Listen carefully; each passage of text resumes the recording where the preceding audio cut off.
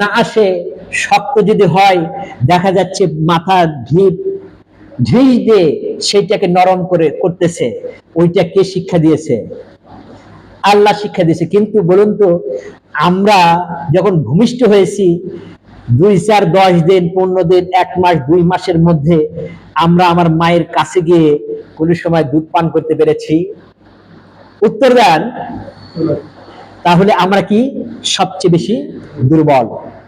আল্লাহ তাআলা এই জন্য বলেছেন, খলিকাল ইনসানা দাঈফা, আমি মানব জাতিকে সবচেয়ে দুর্বল করে সৃষ্টি করেছি। এরপর মার এই স্তনের মধ্যে যদি একটা ছিদ্র থাকতো, তাহলে দ্রুত গতিতে দুধ এসে আমার গলার মধ্যে বেঁধে যেত। আজকে যে আমি মৃত্যুবরণ করতে পারতাম।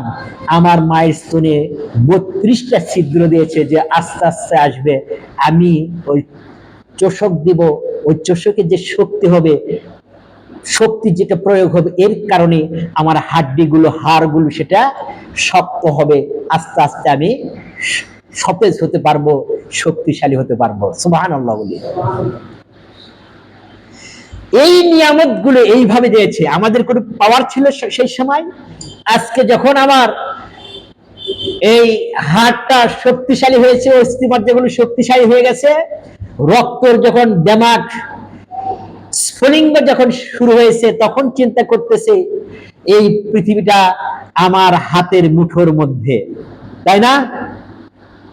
কিন্তু বলুন, এই পৃথিবীতে যদি 5 মিনিটের জন্য অক্সিজেনটা বন্ধ হয়ে যায়, তাহলে আমার আপনার পাওয়ার কোথায় চলে যাবে? একটু চিন্তা করে দেখুন তো ভাই। আমি বলছি, আমি আমি আমি অল ইন অল। যদি আমরা যে সুস্বাদু, বগুড়ার মানুষ তো খুবই শান্তির মধ্যে আছে। আমরা যে পানিগুলো পান করতেছি, এই পানি যদি টাকা দিয়ে কিনা রাখতো, তাহলে আমাদের কি অবস্থা হইতো? যেই টাকা ইনকাম করতেছি, এই টাকা দিয়ে কাজ হতো? তাহলে আল্লাহর শুকরিয়া করতে হবে কিনা? এই জন্য বলছেন, লাইন শাকারতুম লাজিদান্নাকুম ওয়া লাইন কাফারতুম ইন্না আযাবি লাশাদীদ।